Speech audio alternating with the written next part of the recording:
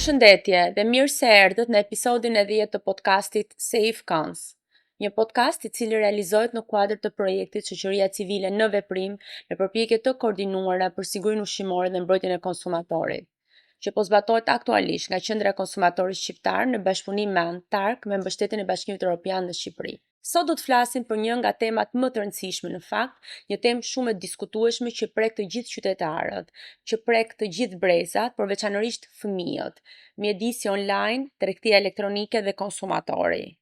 Tregtia elektronike në ditët e sotme po rritet me shpejtësi shumë të madhe. Blejmë online pajisje elektronike, pajisje elektrike, blejmë roba, blejmë këpucë, lojra, po mbi gjitha i gjejmë fëmijët tanë në fakt që realizojnë edhe ata blerje online ose luajnë në këto platformat për cilën jo të gjithë qytetarët, jo të gjithë prindërit janë të informuar. Do diskutojmë sot së bashku me ekspertin e ftuar në studio, zotin Tomi Kallaxhi, ekspert i teknologjisë informacionit, i sigurisë, më e përgjithshme. Në lidhje me aspektet që prekin konsumatorët, sa të mbrojtur janë konsumatorët shqiptar online, cilat janë aspektet që i prekin ato, si duhet ta kuptojnë prindërit kur ka rrisje, dhe çfarë roli luajnë platformat e mëdha por dhe lojrat elektronike dhe elektrike në fakt me fëmijët, dhe a janë fëmijët të mbrojtur në këtë mjedis online. Kështu që zoti Kallaxhi, mirë se erdhët dhe faleminderit që pranuat ftesën për të qenë pjesë e këtij podcasti. Përveç se jam ekspert i teknologjisë, jam dhe antar i bordit i shoqatës e-commerce. Okej. Kështu që e njohim sektorin mirë, problematikat dhe çdo gjë që ndodh në tregtinë elektronike. Në fakt, e-commerce apo tregtia elektronike ndoshta edhe për efekt të shqipërimit, edhe ka qenë edhe para pak ditësh dhe festa e alfabetit, nuk kupton vetëm një blerje online, por është një ekosistem i tërë që mbledh të dhëna, ndjek sjelljet tona, krijojnë profile, ka shitje të targetuara ose shërbime të personalizuara. Dhe shpesh pjesa më e madhe e konsumatorëve, qytetarëve, po dhe individëve që i përdorin në fakt nuk e kuptojnë këtë lloj sjelljesh, po thjesht i kushtojnë vëmendje qëllimit final, realizimit të blerjes. Çfarë përfshin e-commerce në tërsinë apo tregtia elektronike në tërsinë e saj dhe cilat janë mënyrat kryesore që ajo shfaqet sot në Shqipëri? Urime njerë. Faleminderit. Dorëm direkte në temë. E para njerë, tregtia elektronike në Shqipëri ka nisur pas hyrjes të mediave sociale, sepse ato ishin, nëse gjithë bota hyrjen në teknologji e kishte me adresën e mailit, me Google-in, me search-in e të mëradhë. Shqiptarët e kishin me social media dhe praktikisht impakti më të madh që kishte interneti në Shqipëri ishte aksesi më të madh që mori ishte nga social media. Facebooku ishte një ndër ata të parët, në vitin 2010 filluan të nisin edhe në Shqipëri e-commerce të parë. Më pas ato evoluan akoma në Shqipëri, edhe nëse kthehemi pas 2010-ën, patjetër që kemi shumë e-commerce ashtu siç duhet të jenë, me një faqe interneti të regjistruar me një NIP dhe jo thjesht një faqe Instagrami ose faqe social media që mund ta quajmë që ata tentojnë të shesin produkte dhe në një farë mënyre sa më informale të jenë këto lloj biznese që shesin në social media, aq më problematike janë me mbrojtjen e dhënave personale, me produktet jo konform rregullave, domethënë le të themi që shumica e faqeve që shesin sot Instagram janë produkte kontraband. Kështu që një nga objektivat që ne si shoqati i e-commerce e tregtisë elektronike në Shqipëri e kemi kërkuar që çdo biznes që regjistrohet për të shitur online duhet ta ketë obligatore një domain.al. Një domain.al është pse është kaq e rëndësishëm një domain.al? E para njerë për të regjistruar një domain.al ti duhet të lësh një ID card ose NIP-in e biznesit tënd. Pra duhet të kesh disa dhëna pasi. Duhet të lësh disa dhëna, ndryshe nga domenet.com që nuk dihet ku qëndron pas dhe mund të kthehet edhe në mashtrim edhe për qytetarët. Dhe gjithë e-commerce të publikojnë NIP-in e tyre online, të pranojnë rregullin të paktën 14 ditë kthimin e produktit. Të kenë një customer service, një shërbim klienti shumë të mirë, që mbajnë përgjegjësi për produktin e tyre, sepse ne hasemi shumë herë edhe kur zhvillojmë software, ne si Big Media Expert, kur zhvillojmë software hasemi me këtë shqiptarët blejnë online, shqiptarët paguajnë online, por duhet të themi që ne sot kemi e-commerce kinez që bëjnë gati mbi 10.000 porosin ditë, edhe të gjitha me kartë. Janë po të shqiptarë që paguajnë me kartë. Kështu që praktikisht tregu është aty dhe bizneset mjafton të adaptohen me teknologjitë. Cilat janë disa nga përfitimet apo dhe rreziqet më të mëdha të konsumatorit në lidhje me tregtinë elektronike? E para njerë, unë i sugjeroj gjithë personave që bleni një produkt ose një shërbim online, ta blenë nga website-i i tyre. Pra jo nga faqet. Jo nga faqet e Instagramit, patjetër që faqen e Instagramit ta ndjekin dhe të informohen, por jo të blenë nga Instagrami, sepse Instagrami është thjesht një kanal komunikimi dhe jo një mjet shitjeje. Patjetër që në disa shtete të botës ekziston Instagram Shop po i integruar, por gjithmonë në shumicën e rasteve ky Instagram Shop çon te një website. Dhe praktikisht shumica e këtyre bizneseve që janë në Instagram janë informale dhe ata nuk bajnë përgjegjësi për produktet që shesin. Ne kemi parë shumë raste që klientët tjetër gjë porosisin, tjetër gjë ju vjen. Pse? Sepse kam parë thjesht një foto, i ka nis një foto, kurse kur ti porosit nga një website, ti lë gjurmë çfarë produkti ke marrë, çfarë size ke marrë, çfarë ngjyre ke marrë, çfarë ngjyre ke porositur, cila është adresa, cila është pagesa që do të është marrë, cila është transferta ku kanë shkuar ato parat. Kështu që ti ke edhe një mënyrë për të kërkuar të drejtat e tua si konsumator. Disa nga elementet kryesor të sigurisë konsumatorit me disjen online janë siguria e produktit, quhet përmendur siguria e pagesës apo dhe mbrojtja e dënave personale.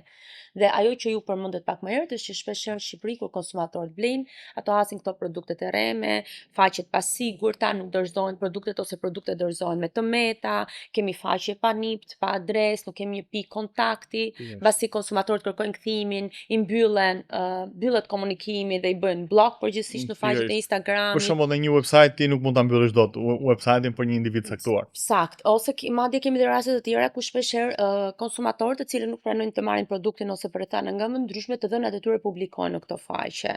Pra kur flasim për mjedis të sigurt online, duhet mendojmë jo vetëm për produktin, mënyrën e pagesës, po dhe kthimin, garancinë dhe shërbimin e klientit.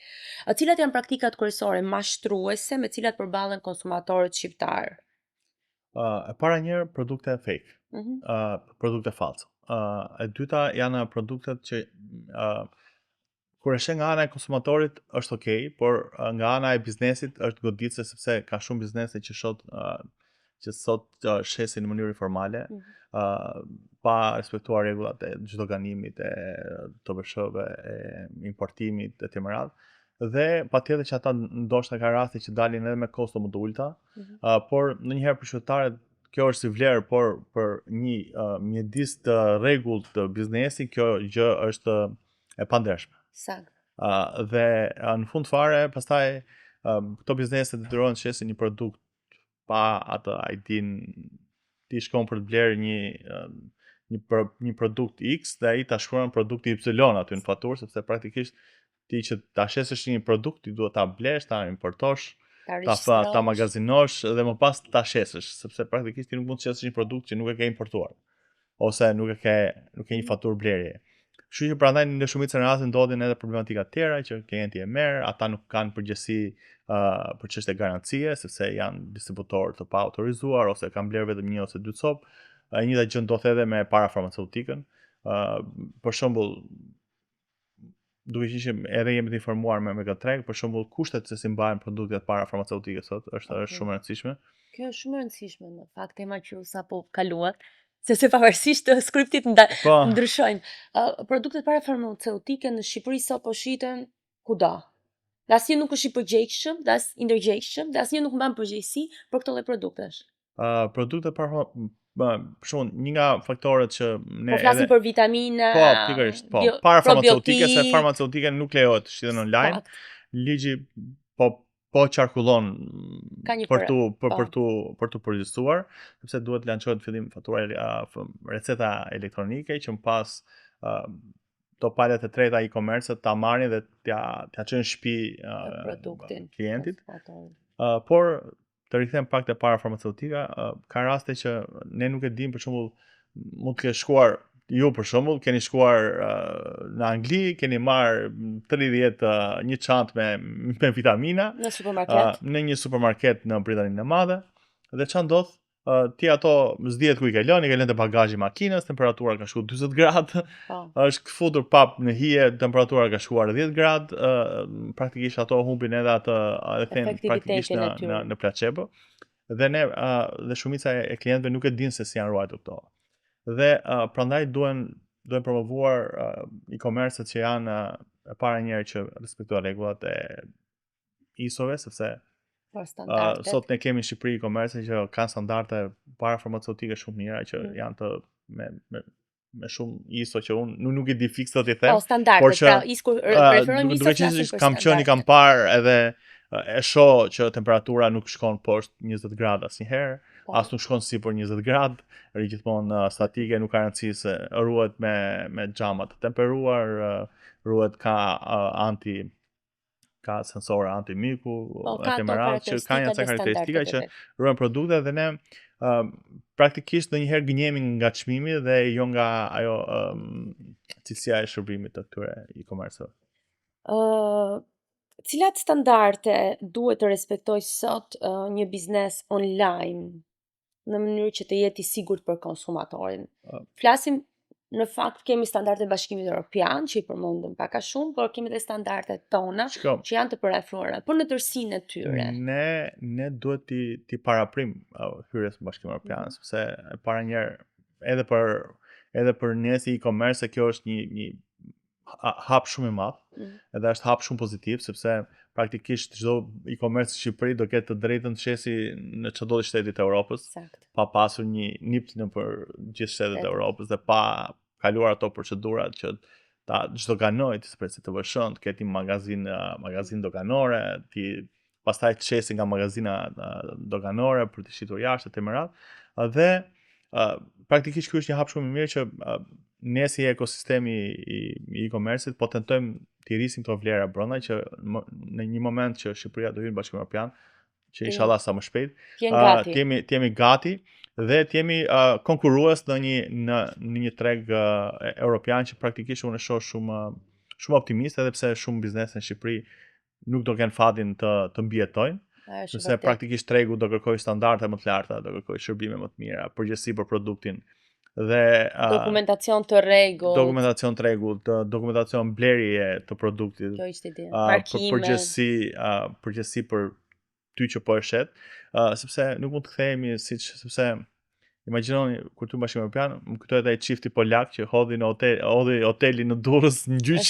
Gjykata ka marrë vendim gjykata europiane drejtësisht. Edhe imagjino praktikisht pastaj bizneset shqiptare do përballen me shumë njerëz si punë këtyre polakëve, të cilët i njohin të drejtat e tyre dhe i kërkojnë. Dhe do të kërkojnë sepse duke me hapjen e tregjeve, ne do kemi para njëherë akses më të madh në një numër klientësh më ndaj, por dhe akses më të madh do të bëjmë privacy policy më të mira, duhet të jemi kushtet e GDPR-it e privatësisë dhe duhet jemi konform çdo rregulli sepse ato pa kosto që mund të kushtojmë duke u ruajtur nga këto ligjet për të qenë lokal, do na kthejnë një bumerang shumë të madh dhe kosto shumë të mëdha. Kështu që duhet jemi gati, që në burime njerëzore, në dokumentacion, por edhe në çdo karakteristikë tjetër. Kalojmë pak tek privacy dhe ajo që është terms and condition ose accept all. Po. Praktikisht sa herë që fillojmë, sa herë që jemi në çdo faqe dhe faqe që hapim, duhet të klikojmë menjëherë ose accept all terms and condition ose accept all cookies. Fatin mirë që në Shqipëri nuk është obligatore.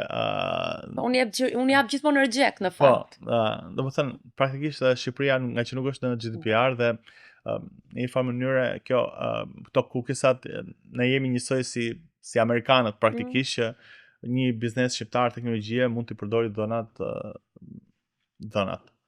Këtë customer behaviorin që mund ta quajmë në të sjelljes konsumatore, edhe pse shumica e websiteve të e-commerce në Shqipëri kanë meta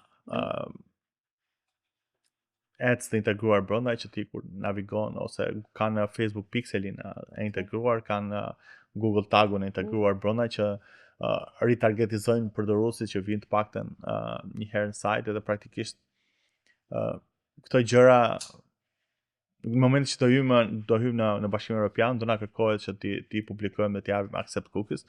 por në shumicën e rasteve momentalisht nuk kërkohet kjo gjë. Po, por e nisim nga bazikët. Çfarë është cookies dhe çfarë janë terms and conditions dhe I ka lexuar dikush ndonjëherë? Nuk e besoj që, domethënë në trajnimet që ne bëjmë qoftë të startupeve të reja dhe kur I shpjegoj një cookies, për shembull, I hap faqen The Guardian edhe I them ti shpjegoj pak çfarë është cookies. Dhe që se shumica e njerëzve befasohen, ore, si e gjeti ky që unë doja të blija një televizor, kupton? Sakt, ne e quajmë spiun, domethënë le themi telefonin, na dëgjoj bisedë themi ne në gjuhën popullore dhe pastaj na rekomandon gjithmonë këto acat. Pikërisht. Dhe për shembull, po të marrim faqja The Guardian, që është një sajt lajmesh britanik. Nëse para se të bëni accept dhe shkoni te settings edhe shikoni se sa sajte I marrin privilegjin e të dhënave të tua kur ti viziton gjithë udhimin që bën në Guardian, lexon një artikull, shikon nga një artikull showbizi, shkon në sport, nga sporti shkon te një krim e të radh dhe ishin mbi 276 websajte. Të cilat merrin këto punë. Të merrin të dhënat të tua që ti vizitoje The Guardian. Do të ishin Amazon, Facebook, Google dhe shumë palë të treta që janë kompani që bëjnë data analytics dhe data aggregation për të na dhënë një eksperiencë më të mirë në internet. Okej. Praktikisht. Një eksperiencë më të mirë, domethënë për ta bërë ne më buyers, më blerës potenciali për produkte të për na tërhequr. Pikërisht. Po çfarë janë cookies, domethënë? Si ta quajmë?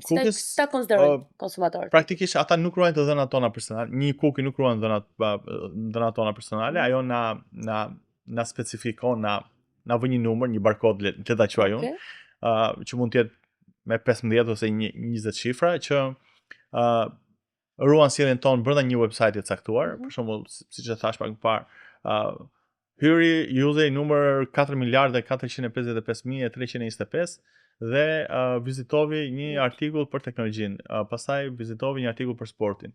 Dhe pastaj Amazon e di që kur një përdorues lexon për sportin dhe pas shkon te teknologjia, ka prioritet për të blerë një produkt për teleskop. Okej. Dhe ti kur shkon te një sajt tjetër dhe të del një reklam, të del një teleskop, sepse praktikisht janë bërë shumë studime shumë të mëdha, sepse ky cookies pastaj ne nuk e dim a komunikojnë platformat Amazoni, Meta, Google-i me njëra tjetrën për të shitur njëra tjetrës të dhënave tona për sjelljen tonë brenda sajteve të tyre? Unë besoj që po, sepse biles edhe TikToku janë bashkëpunëtorë të gjithë praktikisht, sepse ne e kemi vënë re që kur hym në Instagram dhe na del një creator, dhe hapim mbas 2 orësh, 3 orësh hapim TikTokun, na del po një creator me po një video. Ka dy arsye, një ose është dark cookies, është ndarë sjellja jonë në një aplikacion caktuar që mund ta ketë ndarë Apple-i në këtë rast ose Google-i. Këto të gjitha ka një algoritëm social media që din sjelljen tonë dhe praktikisht social media ka një algoritëm që quhet prediction modeling, modelet parashikuese. Që ata e din pas çdo scrolli që bëjmë ne në social media, e din çfarë video do na shfaqin ne që to na pëlqejnë ne dhe që do e shohim deri në fund. Kjo është e frikshme. Kjo është prediction modeling, por që praktikisht ne ja kemi dhënë këto dhëna. Dhe sepse një përdorues harxhon 6 orë në ditë, llogaritë 6 orë, 30.800 orë në muaj. Që është 1.800 orë në muaj. Është e frikshme. 12. Na e kam bërë komplet do të thënë ka studiuar komplet. Dhe praktikisht në pak muaj, imagjinoni një vit, 2 vjet, 3 vjet sa kemi ne në Facebook, unë Facebookun tim e kam gati 20 vjeç. Dhe praktikisht në 20 vite më shumë na njeh Meta se ndoshta njerëzit tonë më të afërt. Interesante. Por këto terms and conditions çfarë janë? Terms and conditions? Po, patjetër. Terms and conditions janë thjesht politika që është kontrata që një e-commerce bën me një klient në mënyrë digjitale. Domethënë, ai thotë që produktin ti ke drejt ta kthesh brenda 14 ditëve, të dhënat tona janë këto, produkti nuk duhet të hapet e merat. Për shembull, në e-commerce që ne kemi bërë dhe promovojmë gjatë gjithë kohës, është fakti që pas çdo orderi kur klienti i çon gjithë produktet në shport, dhe kur shkon te check-outi për tek pagesa, ai duhet pranojë terms and conditions për çdo order. Dhe kemi bërë obligatore këtë gjë, sepse okay, nuk e lexojnë gjithë, por kjo praktikisht është obligatore që ti, sepse ai nuk shkon më pas në porosin aty këtë. Marrëdhënie kontraktore. Dhe në fakt asnjë nuk e lexon, kam përshtypjen. Tani kam provuar ti lexoj dhe unë një herë, po ishte shumë faqe, ato që janë ekspert. Ata që janë kurioz dhe nuk është çështje eksperti, janë më shumë kurioz, njerëz jurista. Për shembull, t'ju jap shembullin. Siç është doli reklama, ju lutem. Një dhuratë që bëhet. Dhe për shembull, ti duhet të pranosh agree terms and conditions që sepse ti nuk mund ta përfundosh porosin, pastaj është në dëshirën tënde nëse ti do ta klikosh dhe ta lexosh terms and conditions. Ose do të vazhdosh pa e lexuar edhe terms and conditions, por është obligatore praktikisht, sepse shumica e njerëzve nuk lexojnë edhe kontratën që bëjnë për të marrë një shtëpi me qira ose me bankat ose kredie që nuk e besoj që i ka lexuar, nuk e besoj. Tani pjesa më e madhe nuk e lexojnë. Praktikisht duan të dinë vetëm ato pikat kryesore. Por mbas pikave të fshehura, ato me shkrim të vogël aty janë ato që rëndojnë më shumë në fakt konsumatorët dhe qytetarët. Ka ndonjë diferencë për shembull kur un kam mundësi dhe hapësira, un jap reject all cookies. Ose ka të setting, ka diçka të sa manage. Sepse, domethënë, në momentin që ti jep reject cookies, ky algoritme që unë thashë përdoren gjithë e-commerce në shumë sera që është Facebook Pixel dhe Google Tag. Në momentin që ti bën reject, sajti e-commerce që ti je duke vizituar nuk të ndjek në platforma të tjera, por praktikisht do të ndjeki sepse ti e ke klikuar nga një social media të sajtin dhe praktikisht ti e ke lënë gjurmën në Meta ose në Google Ads dhe Google e di që ti e ke vizituar një këtë sajtin dhe nëse ta nxjerr prapë të reklamën, ti ke një probabilitet të lartë që ta klikosh përsëri këtë reklamën, sepse e di sjelljen tënde çka ke naviguar, ku ke kërkuar, çfarë email-ish kanë ardhur. E si të shpëtoj unë nga kjo? Nuk e besoj se do shpëtojmë të rinë gjithkohës në incognito mode, po prapë ti do blesh online, do lësh një adresë emaili, do të vinë një newsletter, Google-i do lexojë newsletterin që të kam nisur unë. Kështu që unë nuk pranoj newsletterat. Okej. Shmang jap unsubscribe kur kam mundësi. Por që në një farë mënyre, po të erdhi një newsletter, Google-i do të profilizoj, do të thotë që ke bler një sajt teknologjie, ke bler një televizor 42 polësh, ti edhe mund të afshish atë emailin, po do të dalë një reklam jo nga e-commerce që ti e ke bler, nga kompetitori, sepse Google-i e di që ti je prirur që ti je prirur për të bler, ndoshta e mbajtse televizorin, ndoshta një soundbar, ndoshta një libër. Qëndrojmë ke librat. Një audiobooks, ndoshta. E qartë. Dhe tani një pyetje tjetër, jashtë. Kjo si lidhet kjo me ChatGPT-n? Dhe profilin ton që krijojmë në ChatGPT.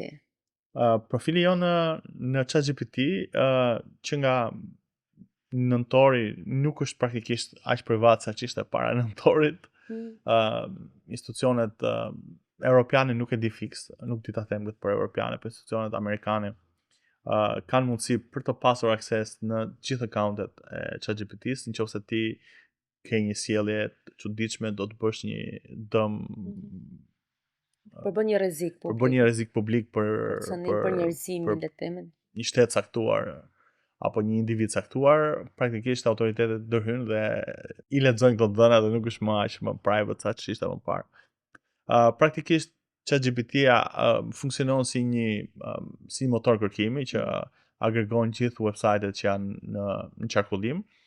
Edhe pse tani ChatGPT-ja ka lançuar edhe browserin e vet, që quhet Atlas, që e bën ai punën praktikisht për ne, hyn në e-commerce, i thua duhet porosis më zgjidh kush është ekrani më i mirë për një dhomë ndonjë 40 metra katror.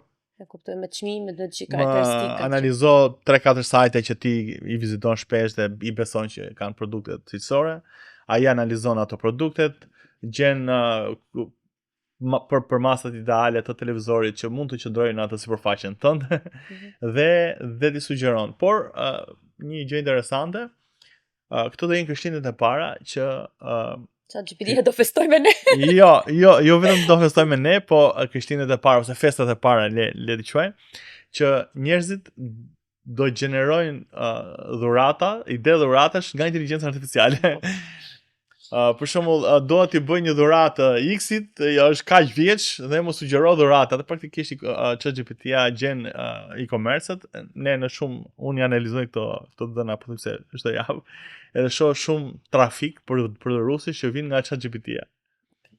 Dhe ka njerëz që pyesin ChatGPT-n dhe ChatGPT i referon website-e caktuara për të bler produktin. Dhe praktikisht njerëzit e blejnë produktin që i ka referuar, sepse conversion rate është shumë i madh. Për mua kjo është e frikshme, se humb konteksti njerëzor, human e çdo gjë tjetër, megjithatë, kam menduar gjithmonë që inteligjencën artificiale ta përdor në funksion të punës time, për research, për gjëra të tilla, po driftus për dhuratë. Ne besoj që do jemi, ne millennials atë besoj që do jemi kështu vintage në të ardhmen, që do jemi e vetëm gjenerat që do bëj dhurata me humën, se në shumicën e rasteve Gen Z-ja, ndoshta edhe Gen Z-ja një pjesë, por Gen Z-ja janë këta që po flasim, që pyesin ChatGPT-n për dhurata. Sepse Generation Alpha akoma nuk është gati për dalë në treg për të paguar për të blerë diçka, apo besoj që edhe ata drejt asaj rrugë do shkojnë. E mos flasim pastaj për Generation Beta që është një vjeç, por që i thon të jetë në 2040. Po shpresojmë që deri atëherë humanizmi dhe njerëzimi do e përdori inteligjencën artificiale dhe jo e kundërta. Shpresoj. Këtë nuk e dim. Po. Dua të ndaloj ke një çështje shumë e ndjeshme që është mjedisi online dhe fëmijët. Komisioni Evropian ka nisur disa hetime ndaj platformave të mëdha në fakt, kurse ka qenë TikTok, Meta, po dhe veçanërisht loja Roblox, por lojrat online që kanë subjekt dhe targetojnë në fakt fëmijët. Fëmijët ne i quajmë konsumator vulnerabël për shkak gjithë karakteristikave që kanë, sepse cënojnë të dhënat e tyre, ekspozohen ndaj përmbajtjeve të rrezikshme, shpeshherë kërkojnë të dhëna personale, apo fëmijët arrin të bëjnë disa transaksione financiare që në nivel mikro, dhe kemi këto sillet manipulative ose dark patterns që quhen. Apo ideja për shembull, jo më herët sa fundjava e diskutojmë ndër këtë blerje të Robuxave, që në vetvete edhe pse veprimi kryhet nga prindërit, në fakt integrohet dhe shtyhet nga fëmijët. Cilat platforma janë konsideruar si më të rrezikshme për fëmijët si konsumator vulnerabël? E para njerë,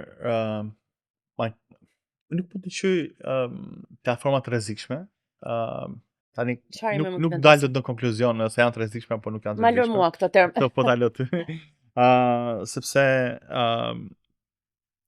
unë e shoh ndonjëherë edhe nga ana pozitive fakti që këto lojra ndihmojnë fëmijët për të arritur nivelin e organizimit e gaming, patjetër që është një nga mjetet që përdor më shumë zhvillimin e trurit në kontekstin logjik, në kontekstin sepse Roblox është një lojë strategjike. Ose Minecraft, edhe Minecraft është një nga ato lojra që po përdoret shumë dhe edhe aty ka një store që fëmijët edhe të rriturit blejnë produkte, por nuk di ta them fiks. Ndoshta një psikolog mund ta shpjegojë më mirë këtë gjën se sa mua, por që unë e shoh edhe pse pjesën e sigurisë online, ne shohim gjithmonë në kuadrin e sigurisë online. Ka shumë pikpyetje si ruajnë këto dhëna e fëmijëve, çfarë dhënash të fëmijëve janë duke u ruajtur, është duke ruajtur një emër, mbi emër, a kanë këta numër celulari, a i ruhet numri celularit personal.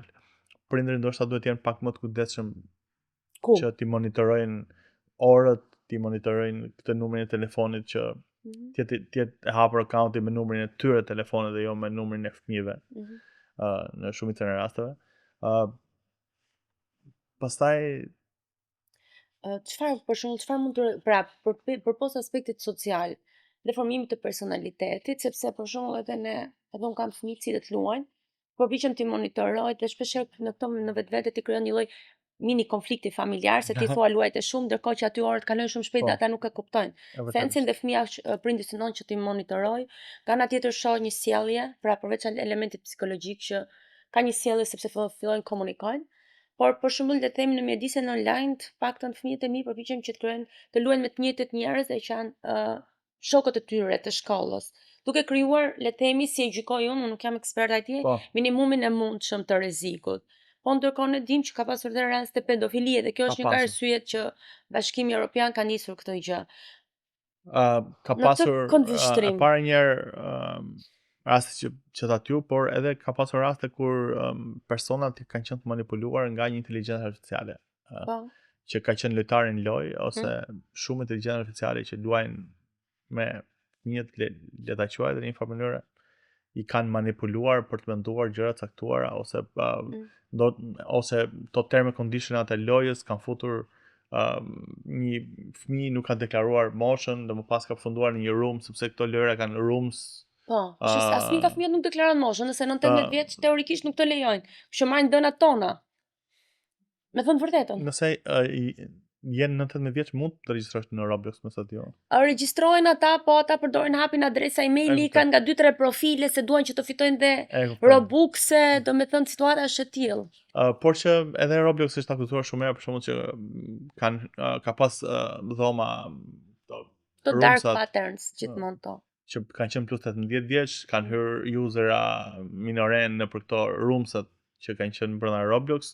Me sa mbaj mend unë Bashkimi Evropian ka pasur gjoba ndaj Roblox, por që praktikisht një nga sfidat më të mëdha është në të ardhmen si do ndajnë këta fëmijë jetën reale nga jeta virtuale dhe kjo do jetë një sfidë shumë e madhe që ne kemi.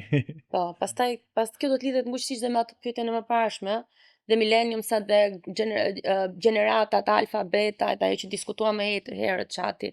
Por në Shqipëri në fakt, nga informacioni juaj, a ka mekanizma që mbrojnë fëmijët në mjedisin digital? Nga informacioni që keni.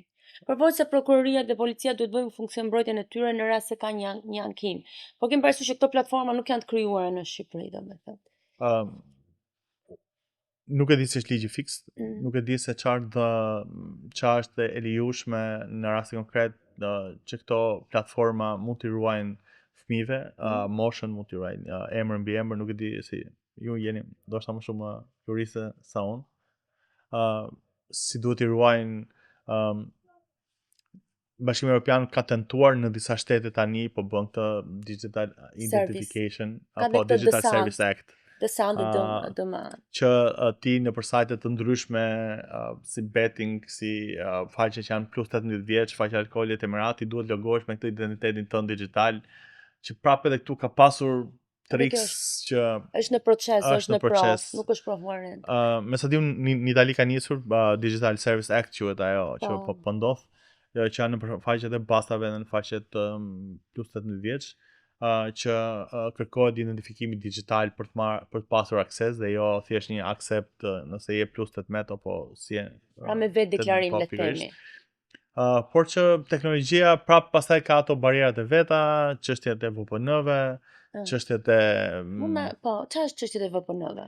Po për shembull, edhe nëse kjo gjë do bëhet, se tani po tregojmë gjëra që si të shpëtojmë edhe për shumë në Itali që po ndodh kjo gjë, shumica e njerëzve po instalojnë VPN-t dhe praktikisht ai thotë që IP-ja ime është në Shqipëri dhe kur akseson një sajt të caktuar, ai e njeh si përdorues Shqipëria dhe nuk ka nevojë të japi të logohet me Digital Act-in e Italisë. Kështu që kemi gjetur zgjidhje. Internet bota shumë e madhe dhe duke qenë që nuk kemi me të njëjtat rregulla në gjithë botën, ka shumë vende që janë si offshore lirie digjitale që shumica e këtyre përdoruesve i përdorin. A ishte kjo njëjtë me situatën kur u mbyll TikToku në Shqipëri që përdoren shqiptarë? Pothuajse? Praktikisht pothuajse, sepse gjithë sajtet e kishin obligatore integrimin me third parts, edhe pse këto sajte nuk marrin moshën e reale tënde, thjesht pyesin a është Tomi mbi 18 vjeç dhe ky domeni. Jo, e vendos kjo digital identification i thot po është mbi 18 vjeç, nuk jep moshën reale të Tomit, thjesht i kthejnë përgjigje me po ose jo, dhe sajti nuk merr dhënat personale të Tomit për ta identifikuar dhe nuk ruajnë tek sajti i bastave për shembull dhënat e mia, po është një middleman ose një middle application që vendos nëse është apo s'është mbi 18 vjeç dhe i jep akses ose i heq aksesin nga këto sajte. Këtu duhet kemi me imazh. Jo, është me to kartë identiteti digjitale ose virtuale që ne kemi, që në rastin ton mund të ishte logimi me e-Albania në rastin konkret. Okay. Për shembull, siç logohemi me sajte ndryshme, logo with Google ose logo with Apple, në të ardhmen ndoshta mund të kemi një login with e-Albania për të marrë identifikimin për sajte ndryshme. Dhe kjo na hap një histori tjetër për mbrojtjen e të gjitha donave që ne kemi ke e-Albania. Diskutim tjetër që do dona si ruhen, si agregohen. Nuk e pas parasysh që kemi gjithë historikun ton aty me kërkesa, dokumenta që lidhen dhe me jetë private, profesionale dhe personale. Praktikisht si është deklaruar në e-Albania, është deklaruar fakti që e-Albania nuk agregon, nuk ruan të dhënat tona personale, po i jep akses institucioneve, për shembull, nëse një bank kërkon a e ka rrogën tonë mbi 50.000 lekë, middlemani i kthen përgjigje, nuk ja jep dhënat tona reale, por i thot po është mbi kaq, dhe praktikisht banka bën check ato analizën e riskut që do bëj. Pastaj ka pikpyetje, por për çështje shpejtësie kjo gjëja mund të funksionojë shumë mirë. Okej. Rikthehemi sërish tek se si duhet të mbrohen konsumatorët në mjedisin online, dhe në fakt ju listuat më herët disa nga elementet që duhet kontrolloj NIPT-i, adresa fizike, politika e kthimit, kostot shtesë, parapagimi dy fisht, edhe a janë të sakta portalet. Cilet janë disa nga elementet e parë që një konsumator duhet të kontrolloj online përpara se të realizojë blerjen? E para njëherë, biznesit ketë një website. Një website. Kjo na bën detyrimisht të sigurt? Kjo na bën disi të sigurt, dhe e para njëherë të ketë një website dhe të ketë .al në shumicën e rasteve. Por edhe po ishte .com nuk është se është gjë negative, por .al unë kam më besim në një domain .al se një domain .com. Patjetër që nëse është një website ndërkombëtar shumë i famshëm .com, patjetër që ne kemi besim, por nëse është një e-commerce që ti nuk e ke dëgjuar ndonjëherë dhe je duke bler online, mirë është që herën e parë që po blen te ky e-commerce, të blesh, ta testosh, ta provosh, të përdorësh një palë të tretë si payment, si metodë pagese që mund të jetë. Kë quajmë palë të tretë? Palë të tretë për shembull mund të jetë PayPal-i. Është PayPal-i aktualisht i zbatueshëm në Shqipëri, integruar? Është unë po flas për sajtet ndërkombëtare. Për sajtet shqiptare pastaj, momentin që do dali metoda e pagesës, këto të bëjnë redirect nëpër payment gateway të ndryshëm që mund të jetë nëpër banka të ndryshme. Në Shqipëri kemi 3 ose 4 banka që kanë një payment gateway, që edhe kjo është shenjë sigurie, sepse momentin që aty do dali ndërfaqja e bankës, ti je i sigurt për pagesën që po bën. Po, në fakt në disa kur kam realizuar së fundmi disa blerje online, më ka dërguar tek faqja e bankës, më është dashur që të hap faqen e bankës, pastaj më ka konfirmuar blerjen, domethënë. Po këtu më besoj që për këtë konsumator nuk janë ende të ndërgjegjësuar, se më pak se para pak ditësh një mikeshëstimi ishte bërë decline, nuk ishte njohur pagesa, dhe në fakt u anullua gjithë planifikimi i saj udhëtimit. Kështu që edhe për këto duhet jemi, edhe banka duhet informojë që këto hapat janë shtuar tani. Si element sigurie apo jo? Bankat shqiptare kanë çik over security mbi kartat e tyre, duke qenë që edhe shumica e njerëzve në Shqipëri janë fillimet e tyre blerjeve online. Ne duam vetëm cash. Shikon, ne duam vetëm cash, po kur flasim për sajtet kineze dhe bëhen 100.000 porosi në muaj, do thotë që kanë 100.000 njerëz që paguhen me kartë. Jo, këtu mendoj që konkuron ajo dëshira super e madhe për të marrë një gjë të lirë, për të marrë një gjë të lirë në raport me shumë elemente të tjerë, siguri, privacy edhe kualitet produkti. Pastaj pyetja për sajtet kineze, si ruajnë këto dhëna, ka shumë pyetje që ndoshta Shqipëria është një vend i vogël, por si ruajnë këto dhëna, kur ruajnë këto dhëna, sa përdorues janë, sa që customer behavior i ruan ky site që është kinez në këtë rast. Po flasim për platformë si Temu? Po, pikërisht. Okej. Si ruajnë dhënat edhe pse e-commerce në fjalë ka pasur raste për çështje privatësie me Bashkimin Evropian. Po, edhe është kështu ngritje. Jo, është në proces hetimi nga Komisioni Evropian në lidhje me cilësinë e produkteve dhe më lër të ndërpres. Dhe unë pyetja është, a ruajnë këto dhëna në Europë apo ruajnë në Kinë, është pyetja tjetër. Kjo është çështja. Sa të sigurt janë përdoruesit shqiptar kur blejnë? Pra nuk flasim për sigurinë e produkteve, është një çështje tjetër se për këtë dikush tjetër, por në pjesën e të dhënave personale dhe sigurisë edhe të blerjeve edhe të dhënë të kartave, a janë të sigurta?